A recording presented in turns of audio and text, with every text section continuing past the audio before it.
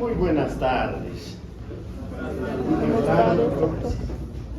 Nos quedan dos clases en relación a lo que significa además la parte de antibióticos y sobre todo la parte de resistencia por parte de las bacterias hacia los antibióticos. En la anterior charla hemos hecho una visión panorámica de lo que son los mecanismos de resistencia. Y en las charlas que vienen hoy y el viernes, hoy vemos lo que pasa con las bacterias gram positivas y el día viernes vamos a ver lo que pasa con las bacterias gram negativas. Y la próxima semana les quedaría el tema de microbioma, con lo cual hemos acabado el contenido que va para el primer examen parcial. Así que vayan repasando ya. No es una asignatura difícil, ya se han dado cuenta. Pero sí, el problema es de que se hace voluminosa y a veces cuando uno la guarda para las últimas posibilidades de los últimos 3 días, no alcanza el tiempo, ¿verdad? Así que vayan ya repasando, vayan estudiando, porque después el tiempo se pone en contra de todas y todos ustedes. Vamos entonces ahora a ver lo que pasa con las bacterias gram positivas. Previamente, ustedes saben que nosotros trabajamos en los laboratorios de bacteriología utilizando esta tinción de Gram en honor precisamente a quien la descubrió a fines del 1800, el doctor Hans Christian Gram. Él fue el que descubrió este método tintorial por el cual se puede separar el mundo bacteriano en 2 grandes bloques. No todas las bacterias desde ya, hay algunas que no tienen pared, por lo tanto el Gram ni va ni viene. Y hay otras que tienen paredes tan particulares, con mucho contenido de ceras, de grasas, de lípidos, que el Gram tampoco funciona. Y ahí funcionará otro método tintorial del que vamos a hablar y con el que vamos a trabajar también en las prácticas, y que es el famoso método de Ziel-Nielsen.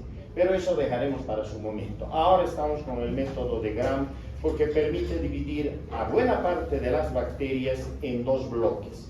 Las bacterias gram positivas que toman el colorante primario y obviamente además el mordiente, y que cuando se aplica el decolorante no pierden el colorante que adquirieron, por lo tanto se quedan teñidas de color violeta. En tanto que el segundo bloque, las bacterias gram negativas, y hemos visto que hay diferencias sustanciales en sus paredes, todo radica en la pared desde ya. Gracias a ello es de que si bien se tiñen por el colorante primario y el lugol, también se ponen violetas, pero cuando aplicamos el decolorante, se limpia todo lo que es colorante primario y todo lo que es el lugol. Por eso es que usamos un segundo colorante, que es el colorante de contraste o colorante secundario, que en este caso está representado por la fuchsina básica, que ya casi no existe, o fundamentalmente por la safranina. Ambos funcionan iguales y van a colorear a las bacterias con una tonalidad rosada. Así que cuando terminamos la tinción de Gram, todo lo que es Gram positivo es de color violeta y todo lo que es Gram negativo es de color rosado, ¿de acuerdo? A eso para nosotros es importantísimo. Abre la puerta al diagnóstico microbiológico, y una vez que permitimos que el diagnóstico circule por esta ruta, podemos llegar finalmente a darle nombre, apellido, celular y hasta alias a la bacteria con la que estamos trabajando, ¿de acuerdo?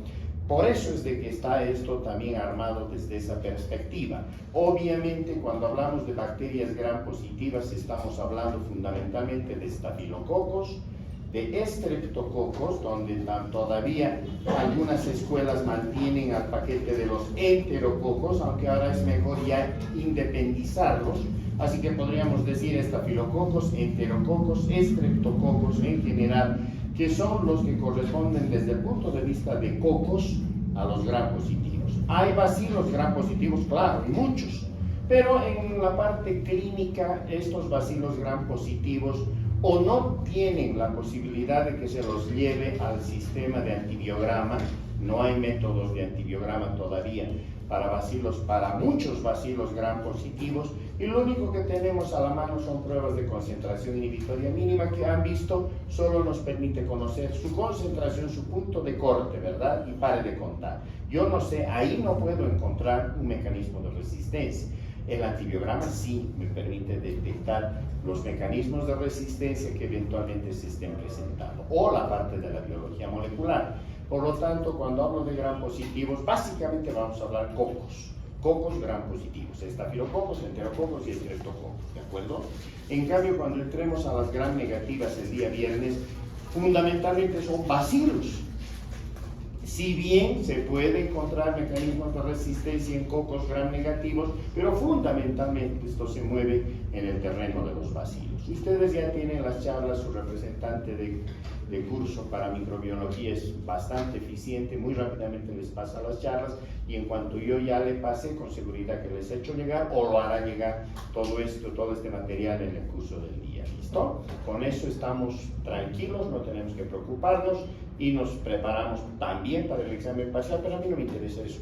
A mí lo que me interesa es que ustedes sepan todo esto, porque esto les va a servir tremendamente cuando lleguen al ciclo clínico y ni qué decir en las especialidades. Hoy por hoy, un médico que no conoce esto está perdido. Y ustedes pueden preguntar, vayan a los hospitales, van a encontrarse con generaciones de profesionales donde las personas que se han dejado llevar por el tiempo ya no tienen idea de lo que significa esto y no pueden interpretar un antibiograma y están perdidos, ¿de acuerdo? En cambio, los médicos que sí manejan esto es muy diferente porque interpretan rápidamente el antibiograma, saben qué drogas pueden usar, qué drogas no deben usar y esto va en beneficio directo del paciente, ¿de acuerdo? Por eso nos interesa. Listo, vamos. Si estamos hablando de cocos, hemos dicho que vamos a empezar por los estafilococos, ¿verdad? Y recuerdan que les dije, ¿qué manera más brillante de consolidar la teoría de la evolución, en este caso de Darwin, precisamente viendo el modelo bacteriano? Uno no necesita más. Si nosotros miramos el modelo darwiniano aplicado a lo que corresponde a estafilococos, en esta lámina está resumido absolutamente todo. Fíjense ustedes que en la década de los 40, y ahora sí podemos decir del siglo pasado, ¿verdad? Entre 1940 y 1945, recuerden que el 42-43, en plena Segunda Guerra Mundial, se empieza recién a utilizar la penicilina de manera clínica, ¿verdad? Fíjense que para 1940, antes de que se empiece a utilizar la penicilina en forma clínica, estudios experimentales que los ingleses llevaron adelante les permitió encontrar los primeros Staphylococcus aureus que sean penicilino resistentes. Y esto se fue consolidando, una cosa que parecía un hallazgo raro por entonces, una cosa propia de si ustedes quieren, de la investigación pura, todavía ni siquiera con la posibilidad de que sea investigación aplicada, muy rápidamente dejó de ser una cuestión rara y se empezó a convertir en algo muy corriente en los hospitales británicos, que son los que mejor bacteriología tenían en ese momento y mejor seguimiento en lo que correspondía a ya lo que empezaba a ser la era de los antibióticos. No se olviden que Fleming era británico, ¿verdad? Por lo tanto, ¿cómo no iban a trabajar rapidito ellos detrás de lo que estaba pasando en relación a los antibióticos? En la década de los 50, la situación se hace ya muy compleja. Más o menos el 60% de las cepas de Staphylococcus aureus aisladas en infecciones de pacientes que estaban en los hospitales ya mostraban que eran penicilinos resistentes.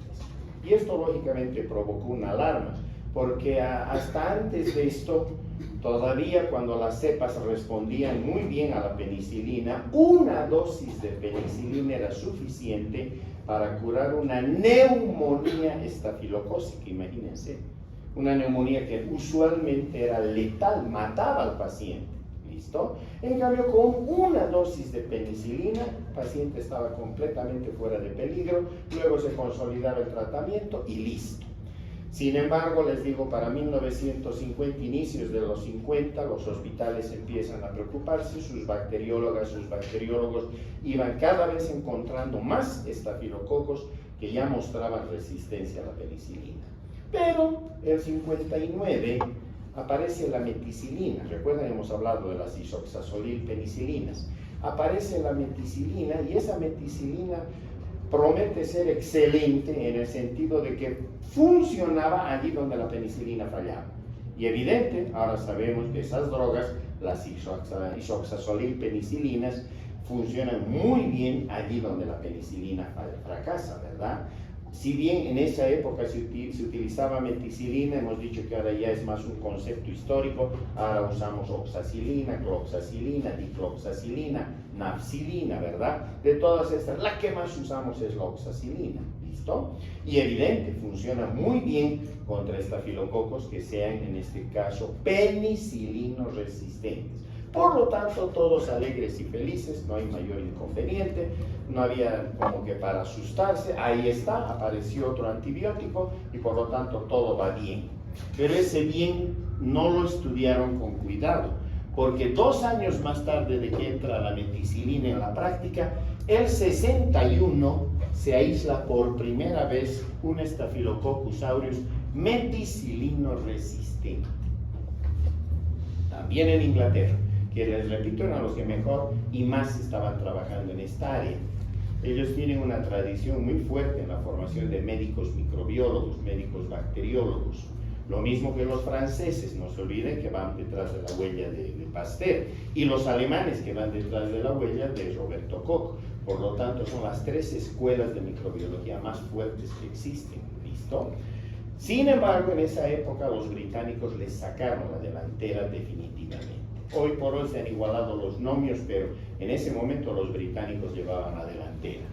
Bueno, aquí la situación, si bien hubiese sido suficiente para que se haga una reflexión científica al respecto y se utilice mejor la meticilina, no sucedió eso. Porque no se olviden que están apareciendo otras drogas más. El 58-59 entra la vancomicina en escena, empieza a entrar en la década de los 50 también el 52-56 la eritromicina, es decir, locura por encontrar antibióticos, ¿verdad? Y por lo tanto empiezan a aparecer tantos antibióticos que la gente creía que listo, se habían solucionado los problemas infecciosos. El 68 los norteamericanos pasan por un primer brote epidémico de Staphylococcus aureus meticilino resistente en sus hospitales. Una situación dramática, peligrosa, mucha gente muere por infecciones por Staphylococcus aureus meticilino resistentes, donde fallaba ya la meticilina. ¿De acuerdo? Y esto se vuelve poco a poco una situación de alarma para el planeta. Misteriosamente, toda la década de los 70 no hay información. Si ustedes buscan en las revistas científicas y demás, no hay información a qué ha pasado con la resistencia por parte de los estafilococos en esa década. Es una década de un silencio epidemiológico al respecto. Aparentemente los antibióticos iban relativamente bien, y si fueron mal, pues nadie lo dijo por algún motivo, ¿de acuerdo? Hasta llegar a la década de los 80s. Cuando llegamos a los 80s, primero en 1989 los australianos, que también tienen hoy por hoy una excelente escuela de microbiología médica, son los primeros en el mundo que se encuentran con un Staphylococcus aureus meticilino resistente, pero aislado en la comunidad. Uno espera este tipo de microbios en los hospitales donde estamos usando antibióticos, los médicos no nos lavamos las manos, las cirugías a veces se hacen precariamente, las sondas, todo lo que significan dispositivos médicos de apoyo, no los utilizamos bien, y ustedes van a ver en los hospitales una situación vergonzosa que cuando se entra en las salas a hacer las visitas, hay colegas que tenemos que lamentablemente cero bioseguridad, cero protección del paciente, con el bolígrafo están hurgando la sonda vesical del paciente, o sin guantes quieren cambiar una sonda vesical, es decir, una vergüenza. Por eso los pacientes, en algunas circunstancias, nos dicen que no hacemos las cosas correctamente, y no se equivocan. Otra cosa es que antes nuestro idioma era un idioma hermético, ¿verdad? Los términos médicos que utilizábamos la gente no los entendía, entonces parecía que estábamos hablando de cosas estrafalarias cuando en realidad estábamos hablando a lo mejor de cosas comunes, pero era un lenguaje que no se entendía, y eso nos permitía de alguna manera pasar los problemas. Hoy por hoy ya no es así. Hoy por hoy la situación ha cambiado notable y radicalmente, y qué bien, Ahora los pacientes saben perfectamente lo que pasa con sus enfermedades, entran al internet, exploran su enfermedad y saben mejor que nosotros lo que les está pasando, ¿verdad? Así que eso es bueno y eso evidentemente ha hecho de que en su momento una situación que solo sucedía en los hospitales, miren, haga que de repente estos estafilococos emergen en la comunidad. Cosa realmente terrible. Porque vuelvo a repetir, este tipo de microbios, que los hayas en un hospital, de acuerdo, pero que los hayas en la comunidad, ya la situación es gravísima. Hay una segunda ola, otra vez epidémica en Estados Unidos, de infecciones por Staphylococcus aureus meticilino resistente. No solo allí, también Irlanda pasa por el mismo problema, y ni qué decir Australia. Cuando pasamos a la década de los 90, si ya las bacterias habían, en este caso los estafilococos, avanzado a la meticilino resistencia, lo lógico era pensar que el próximo paso iba a ser perder la sensibilidad frente al antibiótico que en estos casos se utiliza. En estos casos, cuando ya son meticilinos resistentes, como que no nos dejan otra opción que entrar a la vancomicina. Por eso les molestamos la existencia tanto con que sepan las familias de antibióticos y qué antibióticos están en cada familia. Porque si hablamos de glicopéptidos, ustedes tienen que saber que estamos hablando de vancomicina y teicoplanina, ¿verdad? Entonces, aquí no nos queda otra que saltar a utilizar vancomicina. Obviamente, a nivel hospitalario, la vancomicina no se la puede utilizar de manera ambulatoria, es peligrosísima, tiene muchos efectos colaterales que hay que controlar, por eso esta droga se utiliza dentro de los hospitales, ¿de acuerdo? Y lo lógico era pensar que si ya estábamos usando la vancomicina en gran escala, era lógico que se iban a empezar a seleccionar cepas que estaban mutando, ¿verdad? Hemos dicho que la mutación, en este caso, en bacterias que al final resultan mutantes que se seleccionan por los antibióticos, son los que nos muestran estos procesos de resistencia, ¿verdad? Súmenle entonces que en 1997, hasta ese año, se decía que la vancomicina no fallaba absolutamente nunca. Nuestros profesores de medicina aquí nos decían, es tan buena la vancomicina que hasta el olor de la vancomicina mata a los estafilococos. Y parecía que era así. Todos decíamos, qué interesante, qué bien, qué raro que no emerja una cepa que ya empieza a mostrar caída de sensibilidad. Pero llega el año 1997 y como vamos a ver, un médico microbiólogo japonés descubre la primera cepa de un Staphylococcus aureus que ya había perdido sensibilidad a la vancomicina. No llegó todavía a la resistencia, recuerdan, estaba en el límite, el intermedio. Y nacen las famosas cepas Visa, o sea, Staphylococcus aureus vancomicina intermedias, ¿de acuerdo? Que hemos dicho que ese es un camino, ¿verdad?, hacia la resistencia. Era lógico que si habían llegado hasta el comportamiento intermedio frente a la vancomicina, el próximo paso tenía que ser la resistencia. Pero todavía hasta ese momento nos negábamos a pensar, a reflexionar y además a poder mirar desde la perspectiva de la biología. El tronco básico de formación de todos nosotros es la biología, ¿verdad? Todos en colegio hemos estudiado biología, por eso nos empezó a gustar la medicina, porque la biología obviamente es el tronco básico para nuestra formación. Y lamentablemente en el camino vamos olvidando la biología y creemos que la medicina sustituye a la biología. Y ese es un error tonto, porque nunca podemos apartarnos de la biología. Ustedes tienen que seguir leyendo biología, y en la medida que la biología va progresando, ustedes tienen que seguir ese progreso porque les va a dar las bases sólidas para que el día de mañana sean buenos médicos, ¿de acuerdo? Por lo tanto, era lógico pensar que si habíamos llegado al comportamiento intermedio, teníamos que llegar hasta la resistencia final, y eso pasó en la década ya del 2000, al arrancar el año 2002-2003 en los Estados Unidos. Precisamente aparecen las primeras cepas de Staphylococcus aureus vancomicino resistentes. Bueno, ahora sí, la microbiología se impuso y mostró, como una especialidad más dentro del terreno médico, mostró al resto de los especialistas que había un enorme error en pensar solamente desde la perspectiva de nuestras especialidades, que lo lógico era pensar desde la base de la biología y que la microbiología aportaba las evidencias. Por lo tanto, ahí sí, recién el conjunto biomédico a nivel mundial se dio cuenta de que la situación era caótica y era grave. ¿Por qué?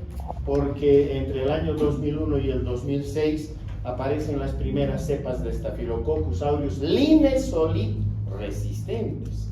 El Linezolid en Bolivia es nuestra última opción después de la vancomicina, Linezolid. ¿Y qué pasa si el Linezolid falla? Porque estas cepas están empezando a aumentar en número. En Bolivia todavía no hemos aislado ningún Staphylococcus aureus Linezolid resistente, y esa es una ventaja. Pero el instante en que aparezca una, recuerdan, esto es como las películas de terror, hemos dicho, al principio de la película ahí muere uno, mueren dos, al final de la película ha muerto 1000, ¿verdad? Entonces lo mismo pasa aquí, ¿listo? Esta es la situación para nosotros tope, porque si llegáramos hasta ese punto, no tenemos más antibióticos. Ahí se acaban. Y si nos dicen, ¿y ahora qué vamos a hacer? Pues no nos quedaría otra que, supongo, empezar a agarrar viejas creencias y a ver si así se mueren las bacterias y los pacientes se salvan, ¿verdad?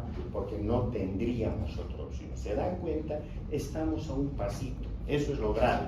El 2008 aparece la primera cepa de Staphylococcus aureus ceftadolinos resistentes. Hemos dicho cefalosporina de quinta generación, que no hay en Bolivia. Y miren, para el 2008 ya aparecen las cepas en el mundo. Entre el 2010 y el 2017, el 2012 aparece la primera cepa de Staphylococcus aureus daptomicino resistente, que tampoco hay en Bolivia. Es un antibiótico excesivamente costoso. Y en 2017 encontramos en mi laboratorio las primeras cepas de Staphylococcus aureus heterovancomicino intermedio, como también cepas vancomicino intermedias propias. Lo que obviamente está demostrando que ya hemos entrado también en este terreno. Y ustedes van a poder ver a lo largo de la charla qué es lo que pasa y dónde estamos en relación a esto. Así que Darwin no se equivocó, definitivamente.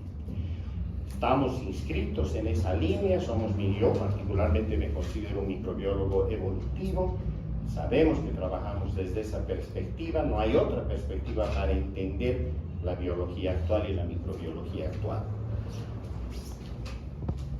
Les decía, recuerdan en la penúltima lámina de la charla anterior, el mecanismo estrella por el cual las bacterias alcanzan la resistencia es la producción de beta-lactamasas, ¿verdad?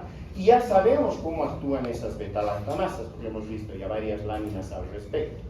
Pero había que clasificarlas de alguna manera. Y si bien esto lo vamos a volver a ver el día viernes, porque ahí sí vamos a hablar mucho de beta-lactamasas, sin embargo, la mejor clasificación es esta, la de la doctora Karen Bush. La doctora Karen Bush es médico, es microbióloga norteamericana, actualmente sigue trabajando en la Universidad de Indiana. Ella es la que aporta mucha evidencia en cuanto a resistencia, pero además trabaja en el área del desarrollo de nuevas moléculas que permitan unirse a los antibióticos y de esa manera cortar la acción de las beta-lactamasas, o sea, inhibidores de beta-lactamasa. Esta es la clasificación KB o de Karen Bush. Si ustedes ven, entonces está armada por grupos, ¿verdad? Y tenemos desde el grupo 1 hasta el grupo 4 con todo lo que están viendo en el camino. A la pregunta, ¿y me tengo que aprender todo esto de memoria? La respuesta es inexorablemente sí.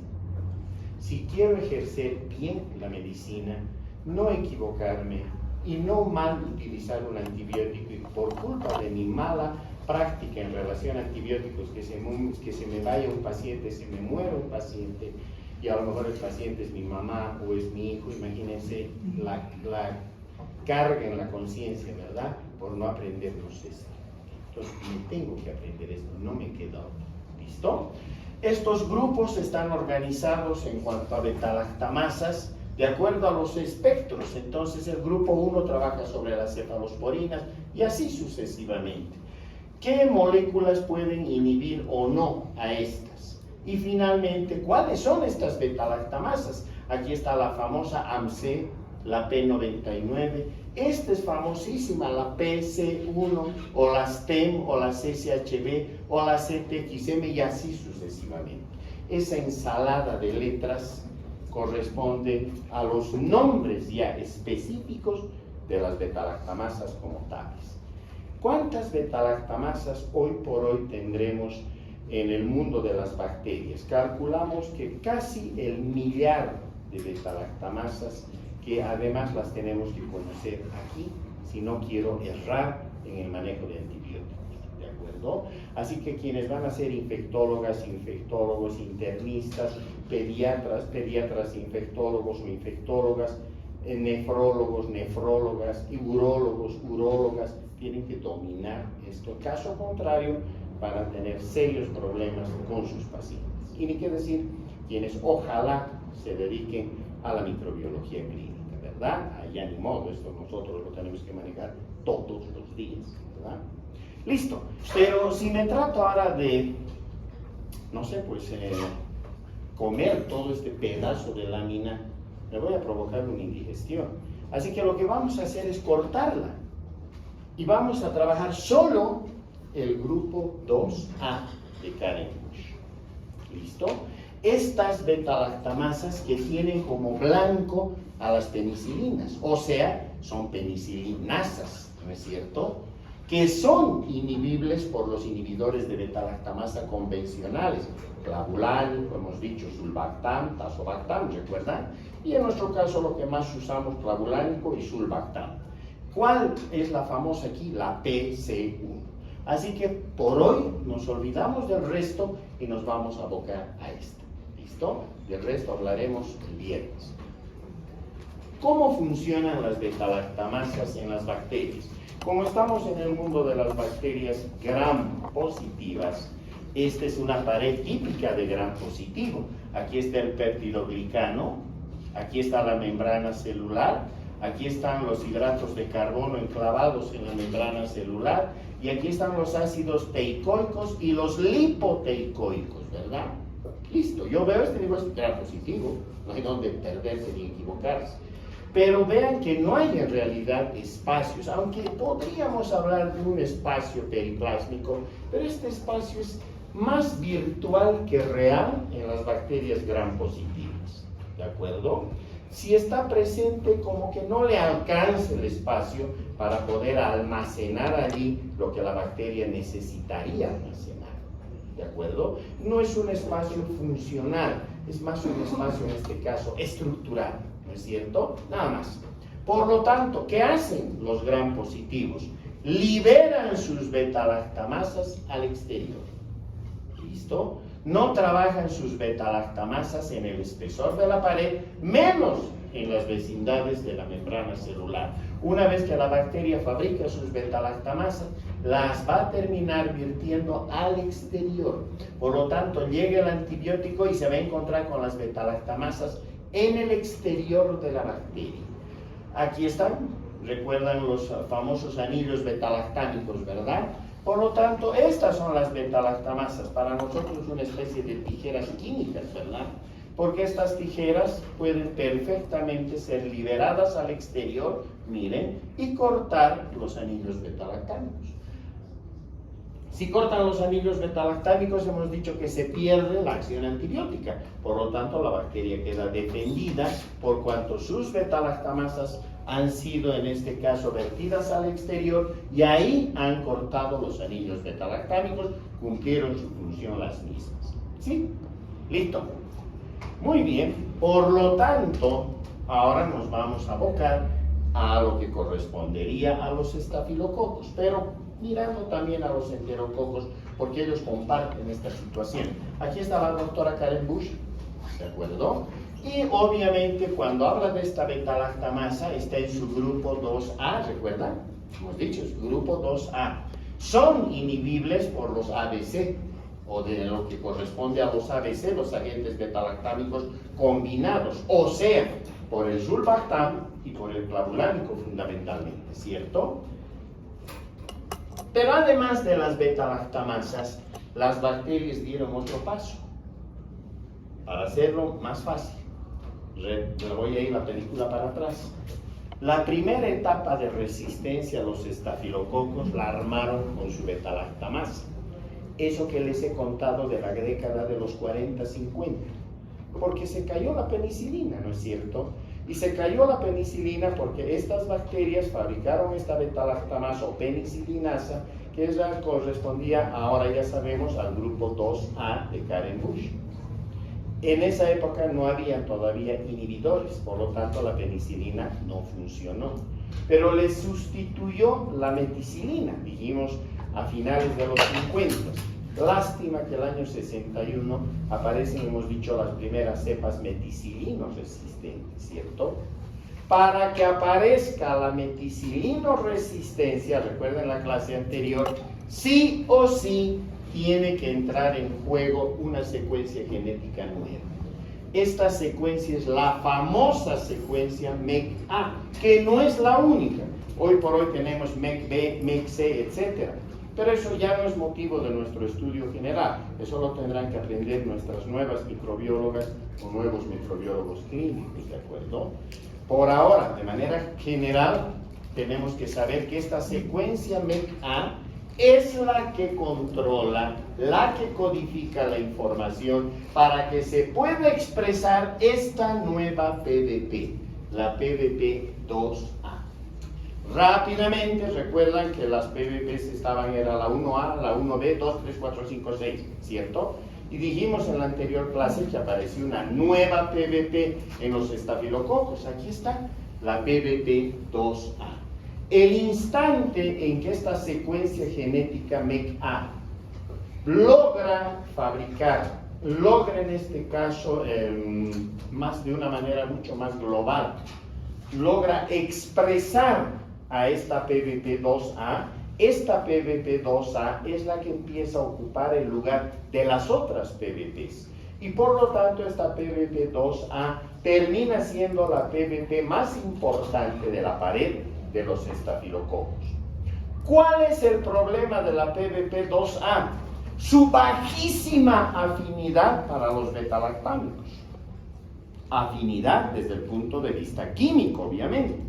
Por lo tanto, llega cualquier betalactámico, salvo raras excepciones, pero el resto de los betalactámicos que lleguen hasta estas PDP-2A no van a poder lograr ese fenómeno que habíamos visto cuando repasábamos betalactámicos. Es decir, no va a haber la posibilidad de que interactúe el betalactámico con la PDP. Ya ni me detengo a decir qué son las PDPs porque ya lo hemos dicho hasta el cansancio, ¿verdad?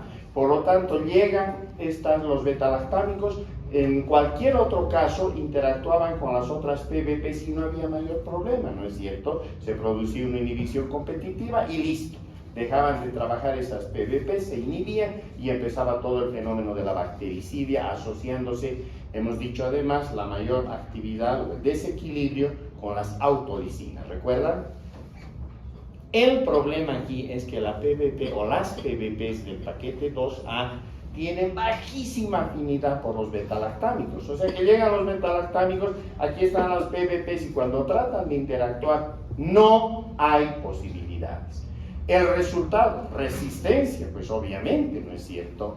Está respondiendo esa PDP con su bajísima afinidad en el sentido de no poder interactuar con la meticilina o las isoxazolinpenicilinas o cualquier betalactámico, hemos dicho salvo raras excepciones, ¿cierto? Por lo tanto, entonces tenemos dos sistemas de resistencia frente a los betalactámicos. Un primer sistema armado por betalactamasas que ya vienen desde el siglo pasado, ¿no es cierto? Hoy por hoy asumimos que prácticamente el 100% de los estafilococos, sobre todo aureus, son penicilino resistentes. Porque todos han aprendido a fabricar betalactamasa que corresponde al grupo 2A de Karen Bush y que es la PC1, ¿cierto? Pero además de ese 100% que fabrican estas betalactamasas, otros porcentajes que son variables dependiendo de los países son ya la segunda etapa, meticilino resistentes.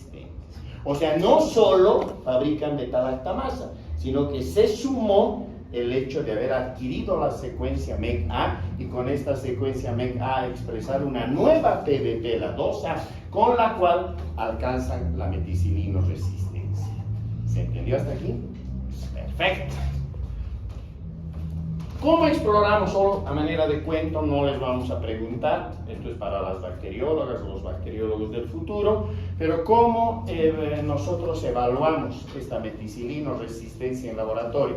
Por los antibiogramas, sembramos la bacteria en un medio de cultivo adecuado, en una concentración de bacterias adecuada y obviamente le ponemos un disquito de cefoxitina.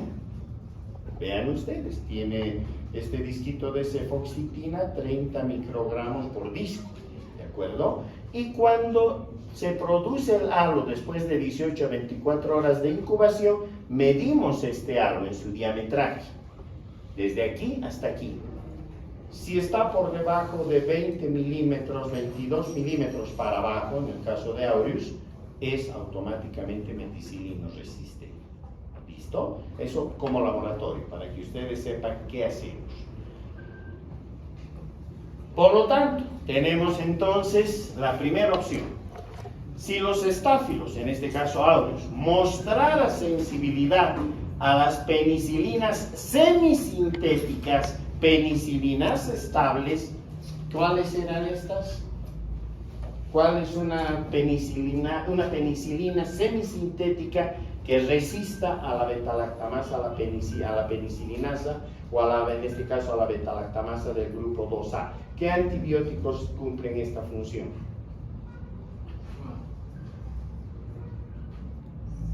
Aquí pueden equivocarse, ya en el parcial y más adelante en la vida, ni siquiera profesional, antes de ir a los hospitales ya no pueden equivocarse.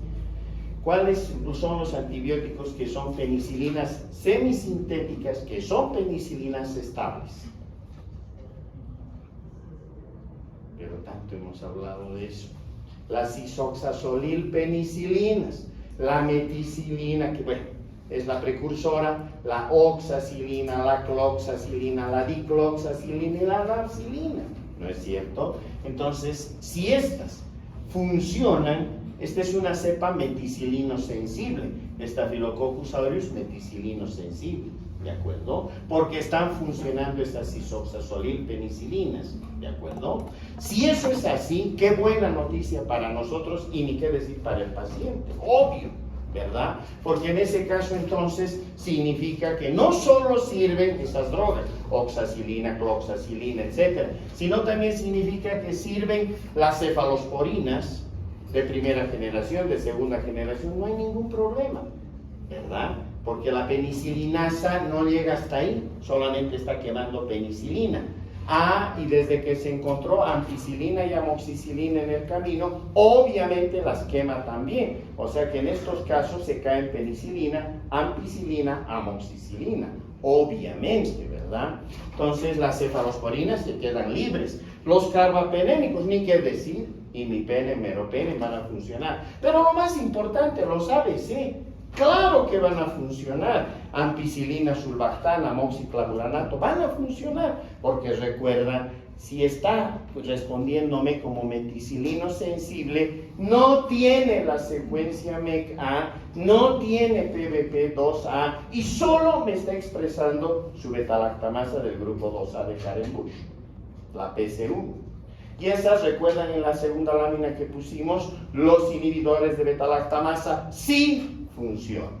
Por lo tanto, si me dice el laboratorio es una cepa de Staphylococcus aureus meticilino sensible, no me va a poner el chorizo de drogas ya en el antibiograma, no les ponemos, les obligamos a que piensen un poco, ¿de acuerdo? Entonces, ustedes tomarán el reporte del antibiograma y dirán, ¡ay, qué bien! Es una meticilino sensible, ¡qué maravilla! Obvio, en estos casos, si es del grupo 2A de Karen-Busch, las que se habrán caído son la penicilina, la ampicilina y la amoxicilina, que no las vamos a usar desde ya, ¿verdad? Más aún, está confirmado de que esta cepa fabrica esta beta-lactamasa o penicilinasa, ¿no es cierto? Y por lo tanto, entonces me abre el camino para utilizar todo esto. Lo que en principio puedo utilizar es directamente antisulbactán o amoxiclavulánico, dependiendo dónde está la infección que tiene ese paciente, qué enfermedades de base tiene ese paciente, cómo está en su pronóstico este paciente, cuánto tiempo de tratamiento le tendremos que hacer para que elijamos un agente beta-lactámico combinado, o por ahí una cefalosporina, o por ahí ya oxacilina, ¿no es cierto? Porque obviamente funciona, es meticilino sensible. Entonces casi todo funciona, excepto peniampiamoxin, que ahí está. ¿Listo?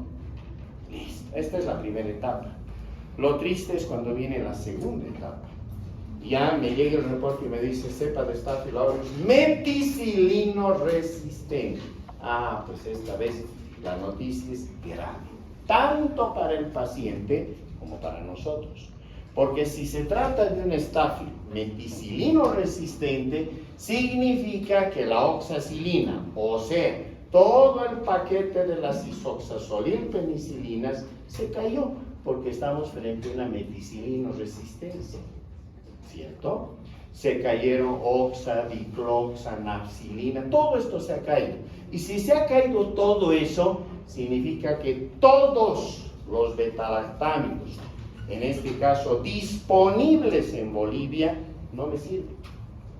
Si alguien en la sala al momento de la visita dice, no, pero le daremos cefepime, que es una cefalosporina de cuarta generación, es poderosa, le diremos, no, media vuelta a microbiología, que venga a aprender, ¿no es cierto? O a recordar.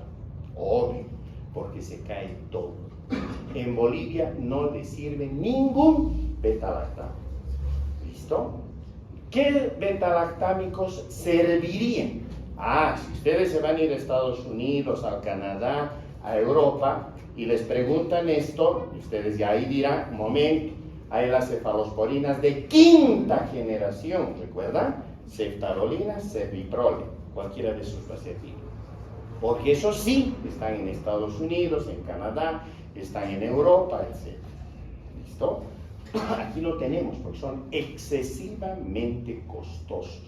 Casi nadie podría pagar ese tratamiento. ¿Listo? Ya está. Por lo tanto, se cayeron los beta-lactámicos. Pero aquí deberíamos poner en nuestra aula al entrar, el refrán, la norma es, piensa mal y acertarás. Porque si vas a ser ingenua o ingenuo y vas a pensar bien, tu paciente se va a complicar y las cosas van a salir mal. Siempre piensa mal y acertarás. Por lo tanto, si se caen todos los beta-lactámicos, si es un meticilino resistente, ni piensen en utilizar las otras drogas. Se caen macrólidos, se caen anfenicoles, se caen tetraciclinas, se caen fluoroquinolonas, se cae todo. Porque si ha logrado llegar hasta ahí, pone en marcha otros mecanismos de resistencia con los cuales hace caer al resto de los antibióticos. Por eso es que cuando reciben el reporte y es meticilino resistente, dicen, listo, pues ya sé lo que tengo que hacer, solo me queda vancomicina, como primera mano, ¿de acuerdo? Y eso hemos dicho que lo vamos a usar siempre desde una perspectiva hospitalaria. No le podemos recetar vancomicina para que se vaya a su casa, no, eso tiene que ser utilizado dentro de un hospital con un seguimiento, monitoreo laboratorial, monitoreo clínico, para que el paciente vaya bien. Es muy nefrotóxica, golpea mucho a los riñones esta droga. Por eso es que hay que saberla evaluar, hay que saberla dosificar, kilo peso del paciente, etcétera, etcétera, etcétera. ¿Se entendió? Y si la vancomicina empieza a fallar, cosa que ya empezó a suceder también en Bolivia, que las cepas ya están entrando en el comportamiento VISA, vancomicina intermedias, imagínense, en esos casos nuestra última opción es el linezolid. O sea que al linezolid, si a la vancomicina, de hecho, la tenemos que cuidar como si fuese la bomba atómica, y no la debemos utilizar para cualquier cosa y en cualquier momento, y peor ambulatoriamente. Esas drogas tienen que estar muy bien guardadas en los hospitales. Esas drogas no se las debería ni siquiera en las farmacias vender por el peligro de que el paciente intente usarlas ambulatoriamente. ¿Y por qué les hablo así, colegas? Porque entre ustedes está sentada la futura ministra de Salud de este país. pues está sentado el futuro decano de la Facultad de Medicina que va a guiar todo lo que es la vida académica de los próximos médicos. Aquí está sentado, está sentada esa persona, ¿de acuerdo?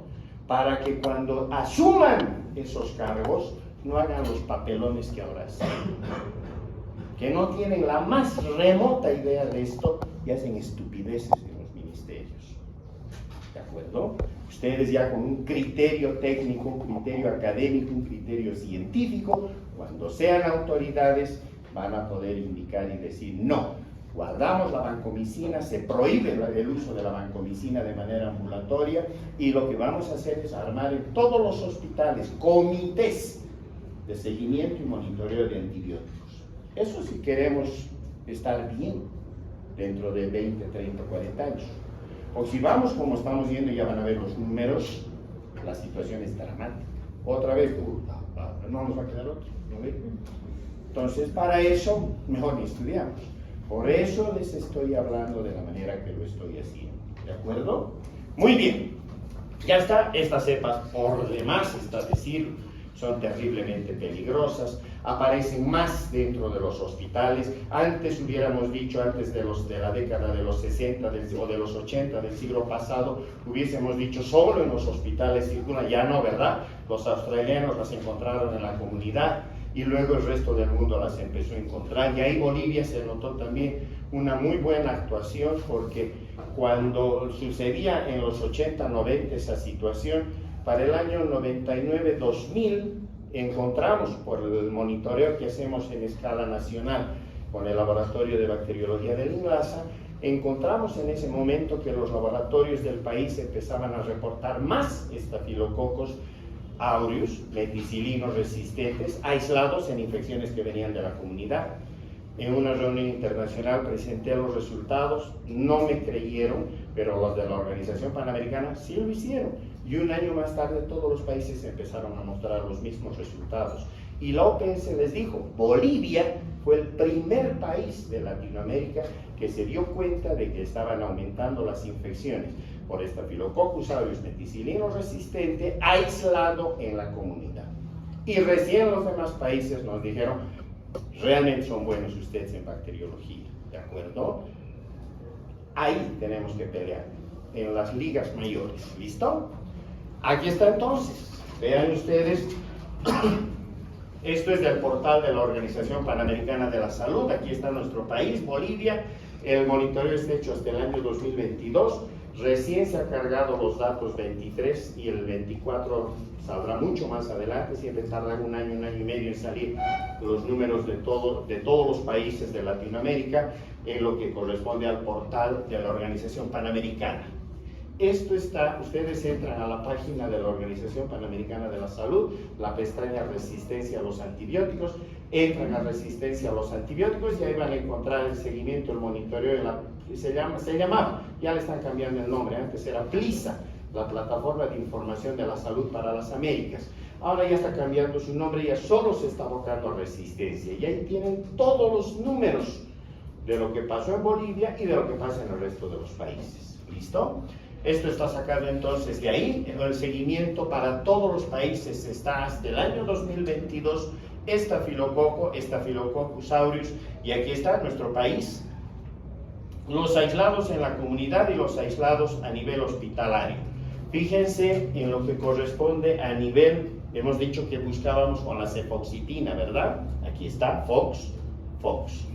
Con cefoxitina, 52.9% de cepas que corresponderían de manera general a lo que catalogaríamos como no sensibles o desde ya o resistentes. En las de la comunidad, fíjense en las hospitalarias, Fox, el 54%. ¿Qué significa esto?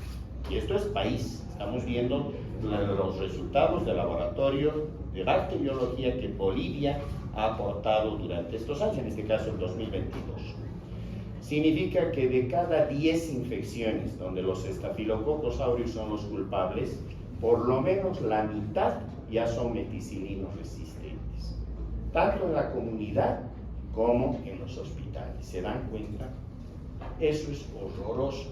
Ahora nuestros números no están lejos de lo que les está pasando a otros países, están en una situación muy parecida a la nuestra.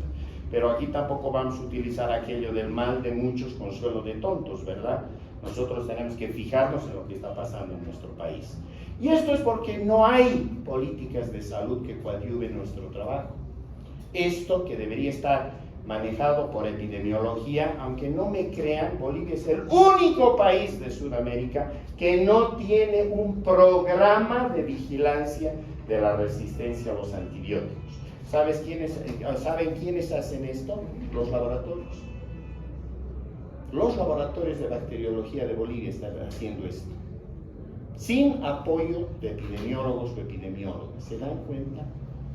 Es una vergüenza. Mientras en el resto de los países, en sus ministerios tienen un equipo de epidemiólogos, epidemiólogas, que están mirando lo que pasa con la resistencia y están tomando decisiones para que las cosas por lo menos se retarden, porque la resistencia va a seguir, hemos dicho, pero que por lo menos se retarden. Acá no tenemos. Y solo los laboratorios son los que sacan esta información. Por eso les decía, cuando ustedes sean ministros, ministras, decanos de esta facultad, etcétera, tienen que utilizar esta información y tienen que mejorar estos aspectos. Caso contrario, la situación es dramática. En el mismo portal de la Organización Panamericana, en color rojo del 25 a menos del 50, en color café más del 50%. Miren, nosotros tenemos más del 50, 52, 54%. Argentina tiene hasta casi el 50%. Los demás países no han aportado información. Les hemos ganado, ¿verdad? Los demás países, información muy fragmentada. En cambio, Bolivia y Argentina, miren. Así que cuando vayan a hacer sus posgrados a la Argentina y ellos se crean mejores que ustedes, esto muéstrenles. Porque estamos tan a la par como ellos en microbiología. ¿De acuerdo? Así que entonces ahí está, y ese es nuestro escudo de Minglasa, que es el centro donde se hace todo esto. No es la única resistencia que los estáfilos manejan otra resistencia más del tipo MLSB, constitutivo y la inducible, la una o la otra.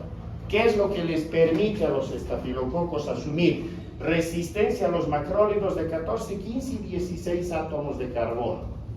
Si ustedes han repasado y les han dado esto en la teoría, los macrólidos pueden ser de 14, 15 y 16 átomos de carbono, ¿verdad? En los de 14 básicamente está la eritromicina, en los de 15 básicamente la citromicina, claritromicina, y en los de 16 moléculas que todavía no las tenemos aquí, ¿verdad? La josamicina, etc. Entonces, estas se deben y arman resistencia en paquete a todo el grupo de los macrólidos. O sea que si una cepa es resistente a la eritromicina, es a todito el paquete de los macrólidos. Cuidado, porque ahí es donde más fallan los médicos. Les decimos, es resistente al eritro. La citromicina, sí, funciona. Falso. Se cayó también. La claritromicina se cayó. La diritromicina se cayó, que son las drogas que tenemos en Bolivia. ¿De acuerdo? Se cae todo lo que es macrólido. Pero no solo eso, se caen también las lincosamidas. Lincomicina y clindamicina. Y se caen también las streptograminas del grupo B, que no hay en Bolivia, pero están caídas. Miren, si las usáramos nos servirían, así de claro. ¿Listo? Entonces, esa es la resistencia del tipo MLSB, que la hemos visto de manera global cuando hemos visto el paneo general. Y esto que ya les he dicho va a salir todo el tiempo, ¿verdad? La resistencia a los aminoglucósidos, donde está la gentamicina, la amicacina, la tobramicina, etc., viene por juegos de enzimas, adenilantes, acetilantes y fosforilantes. Pero la otra parte interesante en esto es la resistencia a los glicopéptidos, vancomicina, teicoplanina. Y aquí están viendo ustedes al doctor Hiramatsu, médico microbiólogo japonés, que en el año 1996 atienden a un niñito que tenía una cardiopatía en el hospital universitario, y allá detectan que era posible hacerse la cirugía. Van a la cirugía con este bebé. Cuando sale de la cirugía, después de unos días hace una infección de herida quirúrgica, para que vean que las infecciones están en todas partes del mundo. solo que hay hospitales donde responden rápidamente, otros en los que esperan a que se mueran 3, 4, 5 para que recién den el alerta, vergonzosamente. Acá su comité de infecciones detectó la infección, dijeron hay una infección de herida quirúrgica, toman la muestra, Staphylococcus aureus. Ese era el equipo ya del profesor Hiramatsu en su laboratorio de microbiología de este hospital. Entonces detectan al estáfilo, corren la prueba de la meticilino resistencia y sale meticilino resistente. Por ende, había que utilizar la vancomicina. Hasta entonces colocábamos el disco de vancomicina y nos daba toda la vida diámetros de sensibilidad, ¿verdad? Cuando Hiramatsu reporta con su disco, también sensible, habrá dado 17, 16 milímetros de diámetro, sensible. Llega este reporte a los médicos que estaban atendiendo al niñito, piden permiso para utilizar vancomicina, la sección de farmacología del hospital autoriza para que utilicen la vancomicina, farmacia les entrega la vancomicina exacta para tratamiento y dosificación de ese niño. Una vez de que empiezan el tratamiento, se dan cuenta que el cuadro no mejoraba. Estacionado y en algún caso con alzas térmicas y demás. Entonces, junta médica y dicen, algo raro está pasando. Y a Hiramatsu le dicen, ¿no te habrás equivocado en tu antibiograma? Él dice, no, pero déjenme pensar. Vuelve a su laboratorio y dice, ¿no será que el disco no mira cuando la sensibilidad se empieza a caer? ¿No será que es como querer pesar una aguja con una balanza de maletas? Por eso es que todos los países del mundo, vancomicina sensible, vancomicinas, todo era sensible. ¿Se recuerdan? Hasta el olor de la vancomicina teóricamente mataba a los estáfilos. Entonces él duda y dice, no, aquí tengo que hacer otra cosa. ¿Y qué se le hubiera ocurrido hacer a cualquiera? A ver, ustedes ya hemos visto esta charla. ¿Qué harían si quieren confirmar una resistencia rara o inusual? ¿Qué pedirían? Fuerte.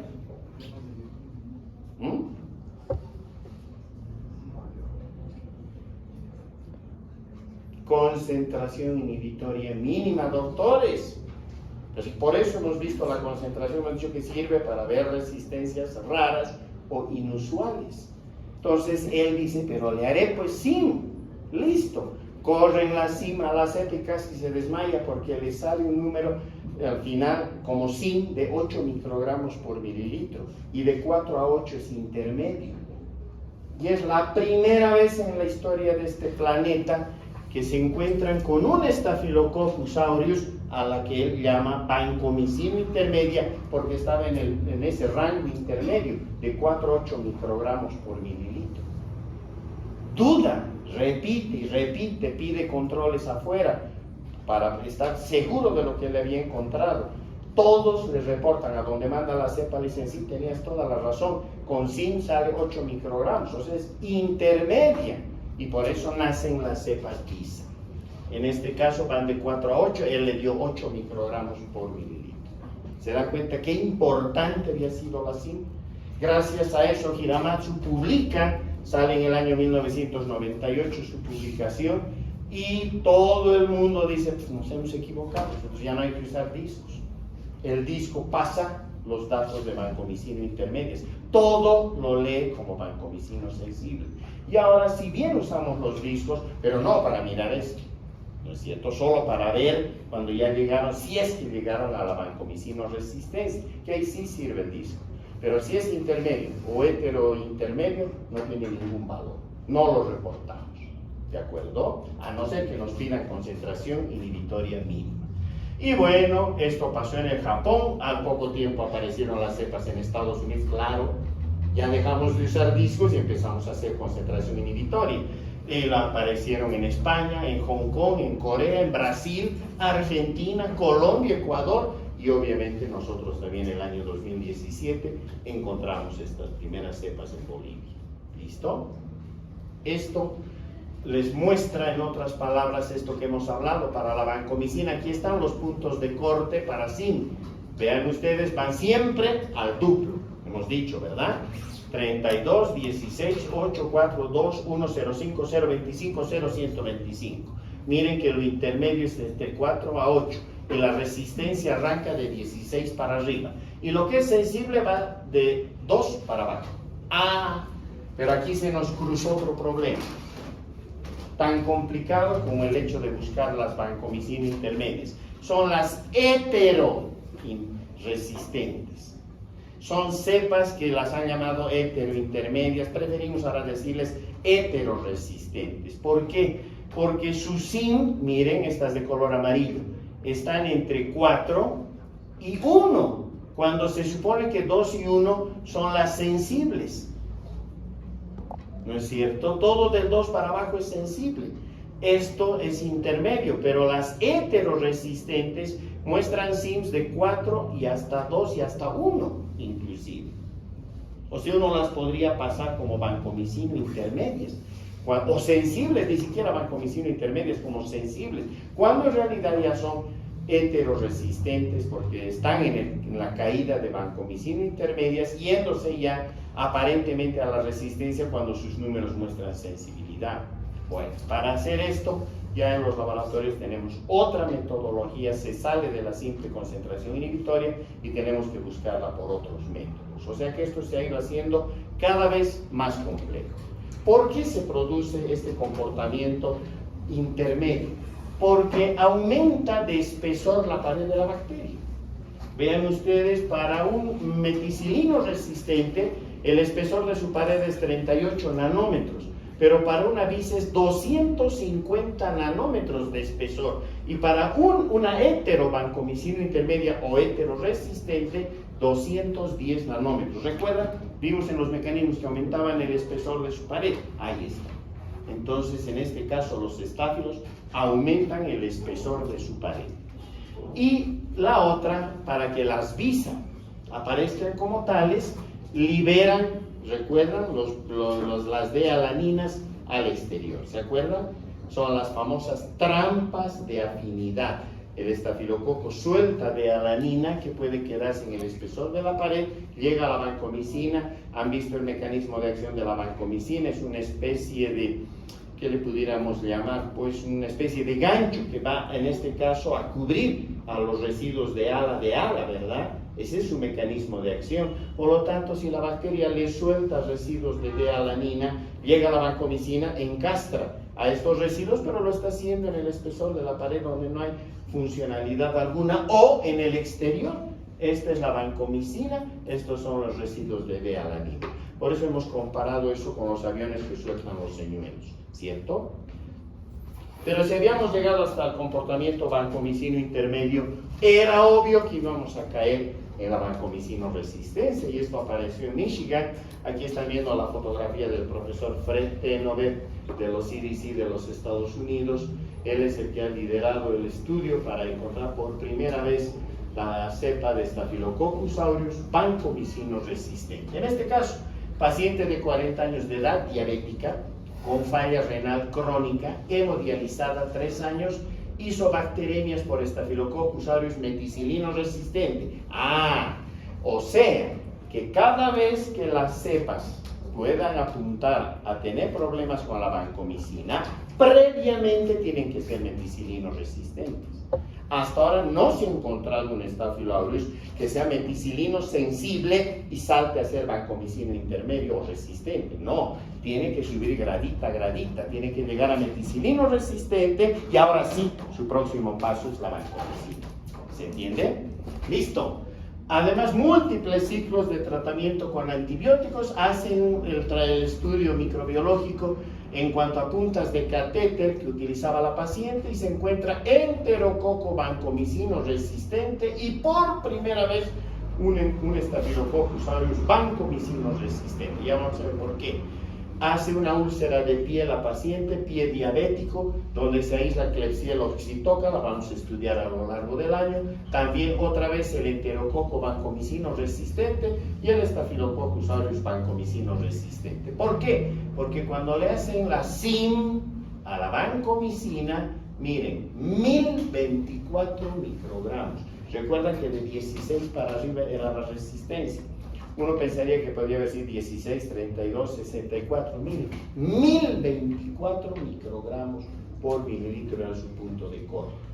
era una resistencia bestial. Y con la teicoplanina, que es otro glicopéptido, 32, que ya es resistencia absoluta. ¿Listo? Por lo tanto, aquí aprendimos varias cosas. Primero, que esta resistencia que maneja el enterococo es de tipo VAN, la de tipo VAN-A, ya la vamos a ver, que viene en un transposón, el famoso TN1546. Recuerdan que hablamos de plásmidos, transposones e integrones. Ya han visto la parte genética bacteriana. Este transposón, el 1546, porta la información para modificar el sistema de ligasas de pared de la bacteria. Lo hizo en el enterococo, pero miren qué amigo el enterococo del estafilococo, porque aparentemente este enterococo le pasa la información genética al estafilococo. Este transposón se mueve en un plásmido de 60 kilobases con una secuencia idéntica a la del VAN-A de Enterococcus fecalis. Por eso se le encontró en todo lado junto al estáfilo. Pero lo más interesante es de que en la punta de catéter se habían formado biopelículas, que es con lo que van a tener que pelear ustedes mucho ya en la vida profesional. Las bacterias, hoy por hoy sabemos todas, antes creíamos que solo algunas, ahora ya sabemos que todas fabrican biopelículas, ¿de acuerdo? Es una especie de capa mucoide, debajo de la cual la bacteria queda atrapada entre la pared, por ejemplo, de un catéter, una punta de catéter, una sonda vesical, etc.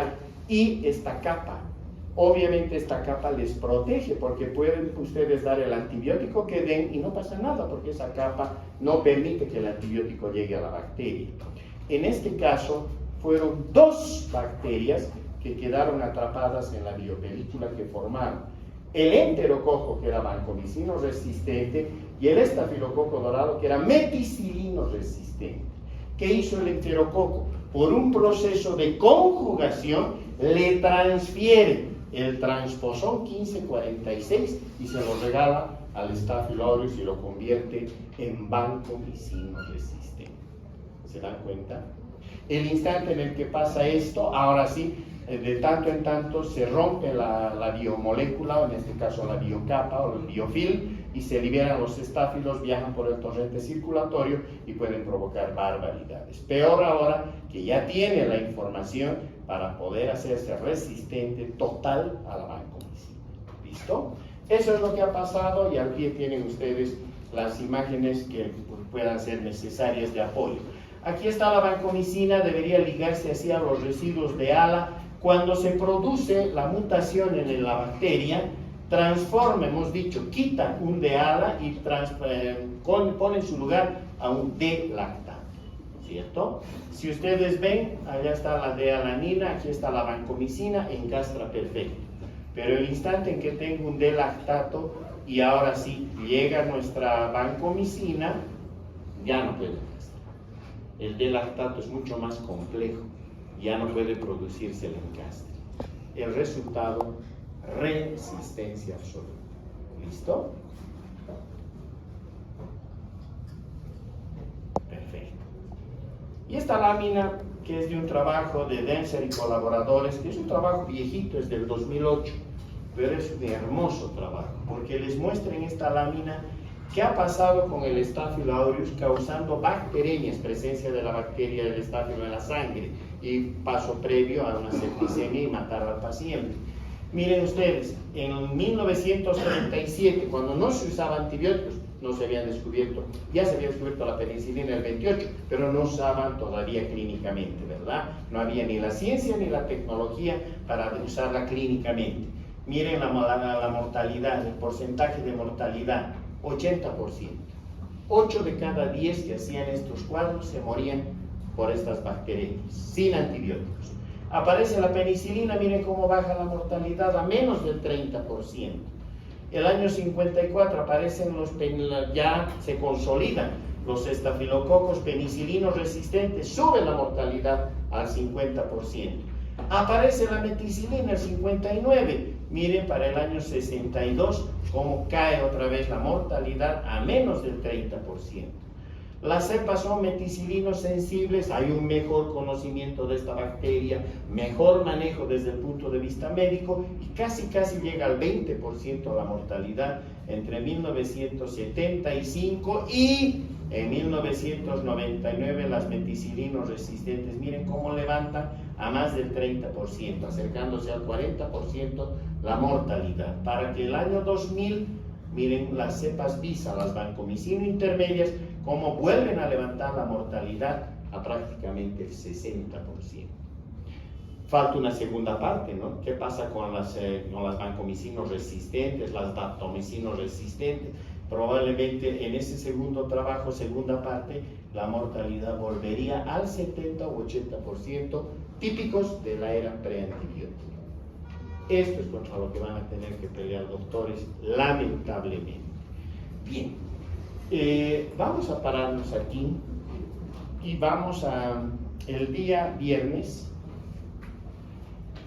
¿será posible que arranquemos algo más temprano? ¿Es posible? ¿A qué hora? Yo estoy disponible. ¿A las 5? Sí, está bien. ¿O 5:30? Y nos quedamos hasta las 7. ¿Sí? Para repasar, para mirar con calma y no correr, porque no vale la pena correr solo por cumplir el programa. La idea es que entendamos perfectamente todo. ¿Sí? 5. Los compañeros tenemos horas de bioquímica de 6 a 7. Entonces podríamos empezar 4 más antes. Por mí no hay problema. 4 de la tarde arrancaremos. 4 de la tarde y hasta las 6 entonces hemos acabado. ¿De acuerdo? Muchas gracias. ¿Sí? ¿Va a estar disponible? Aquí. Sí, sí.